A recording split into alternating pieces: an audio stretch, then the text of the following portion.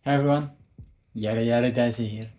Today I want to talk about fight magic items, the history of Final Fantasy, Dragon Quest, and the rise of Japanese RPGs in the West by Aidan Moher. I still remember when I got my PlayStation 1 for the first time and booted up Breath of Fire 3. I don't know a lick of English at the time, so I played almost the entire thing not knowing what happened. But the aesthetic of it, the music, the world, everything about it is so captivating.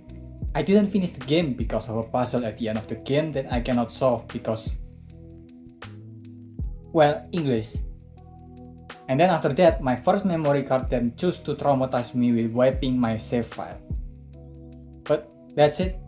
I was hooked. Despite its flawed pacing and lots of exposition dump, it is one of the most immersive storytelling medium that can nail the sense of exploration and adventure in its player. And this book tells the fascinating history of JRPG and how it managed to break through the Western market, or at least it tried to. Well, personally, it is so cool reading about how Hori from Enix, joining Shonen Jump at first to create manga but ends up going to the gaming industry and recruiting this new Shonen Jump mangaka named Akira Toriyama to design characters for his new JRPG Dragon Quest. Then there's also the story of Hironobu Sakaguchi almost getting fired from Square. So for his final project, he only got a small team with nobodies like Yoshitaka Amano and Nobuo Uematsu. And then how Hori and Sakaguchi team up despite being in a different company to create Chrono Trigger. Then how Avatar the Book of Earth caused the downfall of Square, and then they have to merge with Enix to create Square Enix. The majority of the book spent a lot of time on the member of Enix and Square, which is understandable. It's like you writing how manga as a storytelling medium breakthrough from the local market of Japanese to the global market without mentioning Shonen Jump. It would be unfair to the overall history.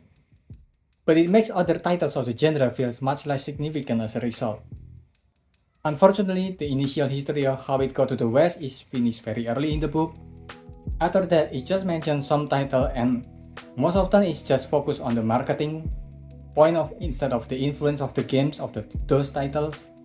As a result, it misses a lot of both the titles and the impact of those titles. Xenoblade, for example.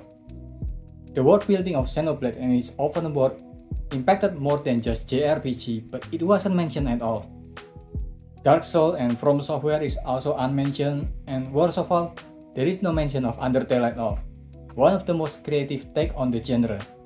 It's a JRPG made outside of Japan that then become localized into Japan. The latter part of the book really feels like it's meandering and grasping at straws to fill in the space.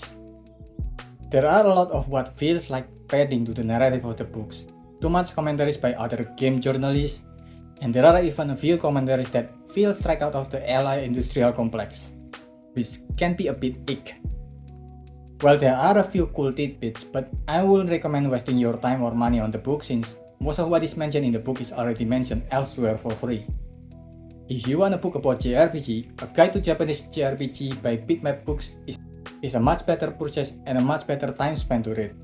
It tackles every JRPG and RPG that influenced JRPG. Every title ever until the time of the book published, and it even took the time to add colorful picture to all their titles. It's a really great book compared to this one. That's about it.